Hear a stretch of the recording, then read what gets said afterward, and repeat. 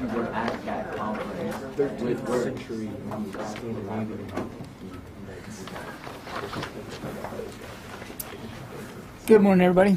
Today we're very proud and very happy to welcome into the briefing room General Curtis Scaparrotti, the commander of U.S. forces in Korea. You know the general very well. The general's wrapping up a very big week here in Washington. Attended yesterday's security consultative meeting with our South Korean allies, and you were here yesterday. You saw what came out of that good, productive meeting. The general's got a few comments for opening statements, and then we'll start taking questions. We've got about 30 minutes. I'll be moderating, so when I call on you, please identify yourself and who you're with before you ask your question. Thanks. General? Thank you.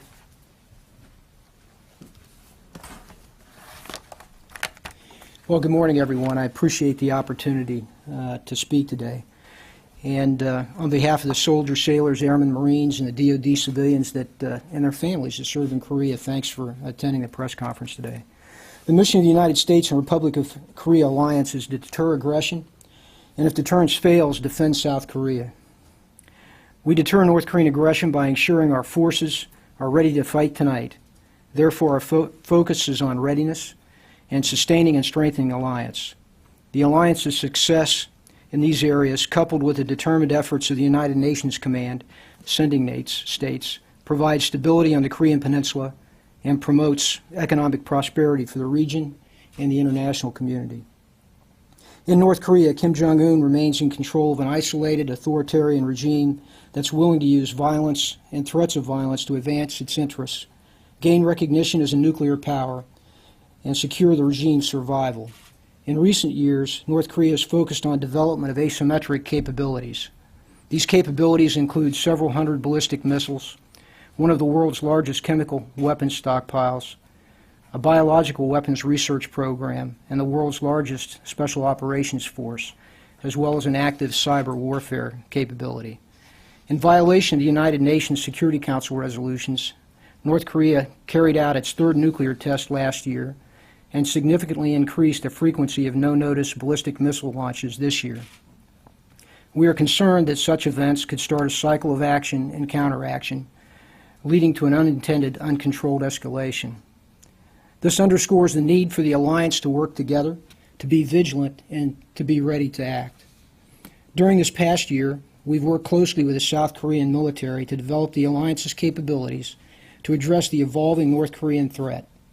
Together, we've enhanced our readiness in the areas of combined and joint command, control, communications, computers, and intelligence, an alliance counter-missile defense strategy, and the procurement of precision-guided munitions, ballistic missile defense systems, and intelligence surveillance and reconnaissance platforms. This, coupled with the prudent deployment of additive Army and Air Force rotational forces to Korea, has enhanced the alliance's readiness posture and reinforced the U.S. commitment to the Republic of Korea. This week's Military Committee meeting, or the MCM, and the Security Consultative Meeting, or the SCM, have set the conditions for the alliance to transform and improve in the years to come. We are particularly encouraged by the signing of the Memorandum of Understanding on Wartime Operational Control, or the OPCON. The bilateral decision to shift to a conditions-based OPCON transition will ensure our combined defense posture remains strong and seamless while the Republic of Korea develops or acquires the critical military capabilities necessary to assume the lead in the combined defense of South Korea. As a result of this bilateral decision, the Combined Forces Command, or CFC, will retain its wartime leadership role until the alliance agrees conditions are conducive for a stable OPCON transition. Consequently, the United States and the Republic of Korea agreed to temporarily maintain warfighting capabilities in Seoul and north of the Han River, which are critical to the defense of the Republic of Korea. In Seoul, CFC will maintain the necessary presence required to command and control operational forces. Similarly, CFC will keep the U.S. 210th Field Artillery Brigade in Area 1, which is that northern area, until our alliance partners field a comparable capability. The United States and the Republic of Korea will continue to execute the vast majority of the U.S. force relocation agreements as planned and will work together to make some adjustments to support the bilateral assessment of OPCON transition.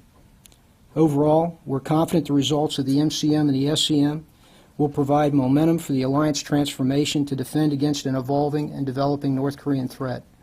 The decisions made reinforce our nation's commitment to South Korea against the North Korean threat and enable the alliance to continue to provide deterrence and promote regional stability. And moving forward, we will continue to work closely with the South Korean military to enhance our quality alliance by integrating capabilities that will improve our combined and joint warfighting readiness. As an alliance forged in battle, the United States and the Republic of Korea were able to overcome differences through trust, respect, and friendship. These intangibles make up the very fabric of our alliance. Our history in deterring war for 60 years is a testament to how important the human dimension of our alliance is and will be for years to come. Again, I appreciate being here today, and I look forward to your questions. Thank you. Yes, sir. All right, let's start with questions. Tony? A couple of questions on capabilities. Tony Capaccio with Bloomberg News. When I was out there last year, you were taking over your congressional testimony. You talked about the need for South Korea to beef up their upper-tier missile defense. A year later, what improvements actually have been made, and to what extent are these capability enhancements the leading pacing factor in the turnover? I'm thinking of Apache longbows not coming in until 2016. They still haven't bought the Global Hawk that they seem to have committed to. But can you review the bidding? Where are these big-ticket items? In the larger things, as you know, they've made the commitment by budgeting for the systems, many of which that you've talked about. And so it's going to take a few years for them to bring them on. But the fact that they've committed to that, they've budgeted them, in some cases they've signed the contract. And that's very important to the qualities that the alliance needs. And you've said, I've been on the record that as an alliance we need greater ISR. Their Global Hawk purchase and others will help with that. And in terms of the missile defense, as an alliance, we've done a lot of work, even in the year that I've been here, in terms of our training, our understanding of how we'll work together as an alliance with the systems that we have today, and then their budgeting and commitment to upgrade, for instance, from PAC-2s to PAC-3s, their commitment to purchasing systems that allow interoperability with our systems, which I think is very important.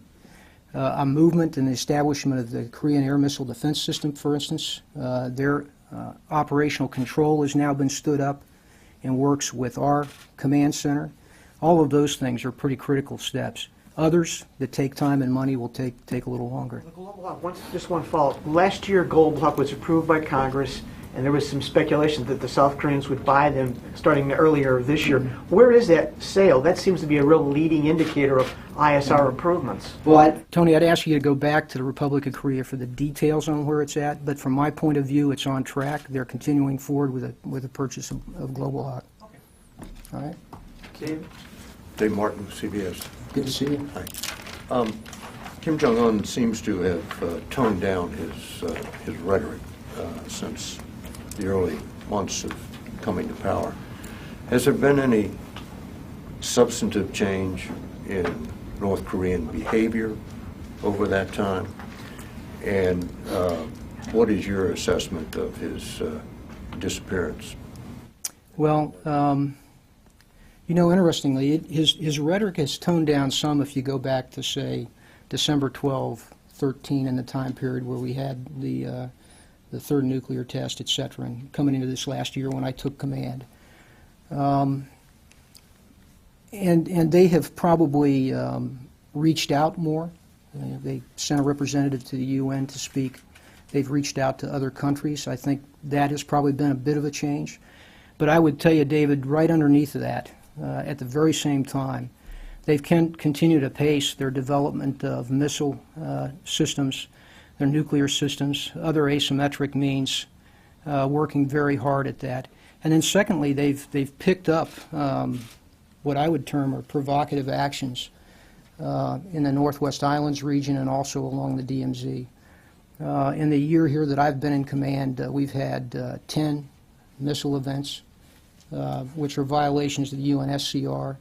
They've been more aggressive along the DMZ and Northwest Islands region. We've had several brush-ups there with rounds exchanged. So I'd say it's a little bit of both. Rhetoric down a bit, but and maybe a little more outreach, but probably a little greater provocation on the other side too. So simultaneously, right beside each other. In terms of Kim Jong-un, You know, it's very difficult to tell precisely what the health issue was. We believe it was a health issue. We know from photos that, and what they told us, that he had some discomfort in walking, and we've seen him with a cane, you know, since he came back out. I would tell you that today, as we've looked at what he's doing in the last week or two since he came back out into public view, he's back out checking construction sites, visiting military units, and probably approaching a schedule that's similar to what he had prior to his 30-some days of disappearance. Can I follow up on that? Yeah, go ahead, Courtney. Courtney Cubey with NBC News. So do you believe that he is still in charge of the country then, Kim Jong-un? I do. I think he's clearly in control of the country. And then you mentioned the significant increase in no notice missile launches. What exactly is your assessment for why he is doing that? And then can you give any more details about their active cyber warfare program? Well, first of all, on the missile side of this, he has a very clear developmental program for missiles. And as you know, he has a large number of close-range and short-range ballistic missiles, but he's working on medium, intermediate, and intercontinental. Most of those missile events were shorter range. We believe that he's got to continue to do some of this for just testing and development of his systems. Some of that is done in order to message to us, to the alliance, that he has a capability with mobile ballistic missile systems to move and fire from different areas. One of the things that we've seen this year is that he has stressed more realistic training in his forces, conventional and his rocket forces. And so we've seen some of the training that has been more realistic, and it's resulted in, I believe, some of these, the more frequent missile launches. And then the active cyber warfare program, if any specific? He does. I would say that in cyber, while it's not as advanced as some others internationally that we face, but he clearly is focused on developing his cyber capabilities. We've seen where he has had impact, obviously, in South Korea and their business and commercial entities. It's things like disruption of service, etc. But he's clearly developing a capability that in the future is going to go beyond that and provide a capability that we need to protect ourselves against and be concerned about. Go ahead, John.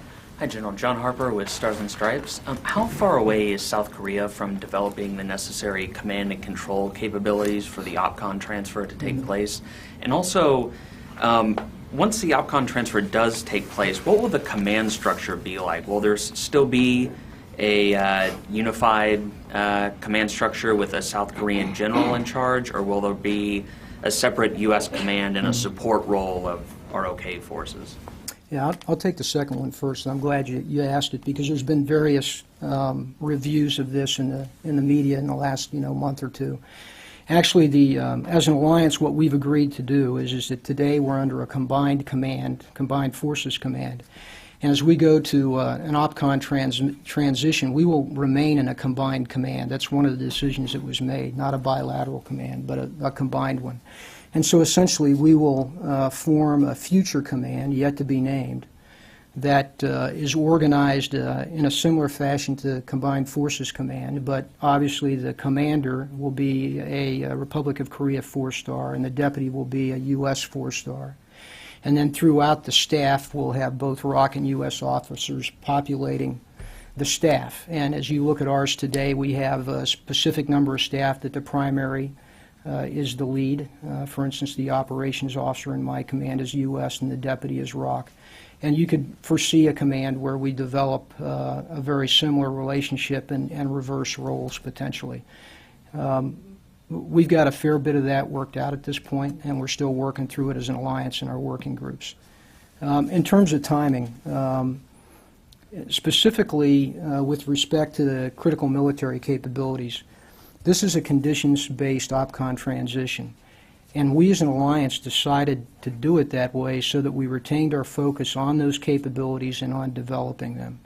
And so, I'm not, as a commander, focused on the timing of it necessarily, but we focus every day to try and develop each of those capabilities, obviously as quickly as we can as we move forward. And I personally think, as a commander, that's the proper focus to take.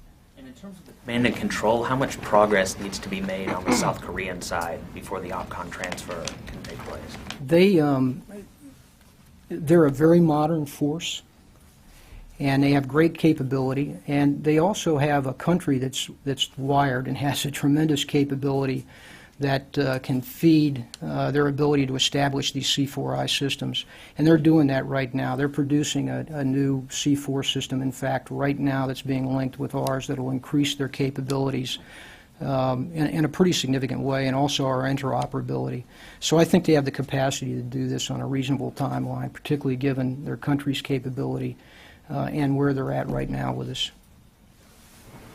So go back here to Barb. General Scaparrotti, what's your assessment about when they can marry, the North Koreans, can marry up the three critical components, a road mobile launcher, an intermediate to long-range missile, and a miniaturized nuclear warhead? Because that, people say, is the real problem, Right. putting it all together. Right. They claim that they've done that already. They claim that they have an intercontinental ballistic missile that's capable. You know, they've paraded something at least a couple of times. Personally, I think that they certainly have had the expertise in the past. They've had the right connections. And so I believe they have the capability to have miniaturized a device at this point, and they have the technology to potentially actually deliver what they say they have. We've not seen it tested, and I don't think as a commander we can afford the luxury of believing perhaps they haven't gotten there. On a road mobile launcher, do you think they have a functioning road mobile launcher, a long-range functioning missile? I think they have a launcher that will carry it at this point. And very specifically, to make sure I understood, what is your assessment right now? You said they have the capability, but do they have a functioning, miniaturized nuclear device? I don't know that. I don't know that they do. What I'm saying is that I think given their technological capabilities, the times that they've been working on this, that they probably have the capabilities to put this together. I don't believe that they have. I don't know that they have at this point. And can I just follow up on a related matter? What's your assessment about what it would take to get the other Americans out of North Korea? Is there anything you can tell us about what your assessment about why the last American was let out and what it might take to get the rest of them out? Yeah, no, I really can't. That's really not something I deal with as a military commander. I think obviously, you know, the two citizens that are being held, we hope that the North Koreans will release them soon, as they should. And, you know, my thoughts and prayers are with them and their families until they do so. General, she's talking with the KN-06. Is that what you're referring to also, that missile? You know, we call it a KN-08, I think. You know, it's our term for that.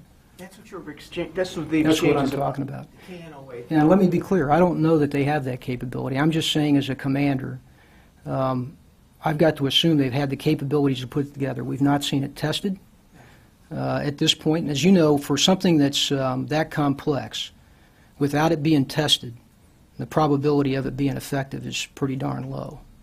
But you think But- they know how to miniaturize? I believe they do. I'm not saying that I know that by any factual basis, but I believe they probably have the background to do this. Who gave them that information, do you think?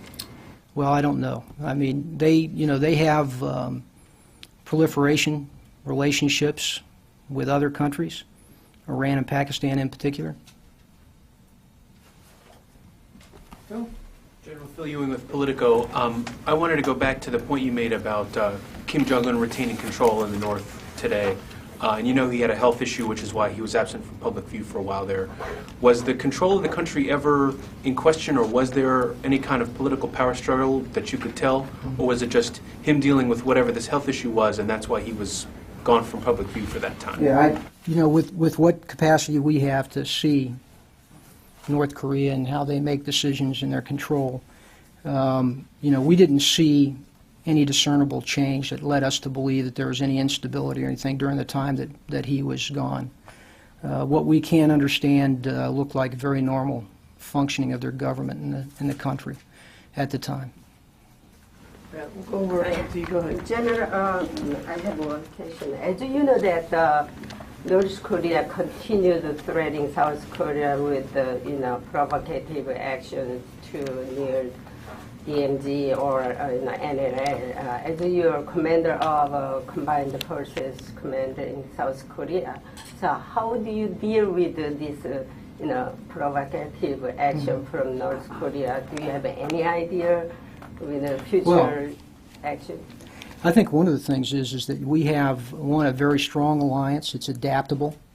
That's part of the, this process that led us to the MCM and SCM, I think, is very important, because what we were actually doing is assessing the environment now and in the future and making the changes we need to make to provide a force that could deter against their provocation and was ready to defend now and in the future.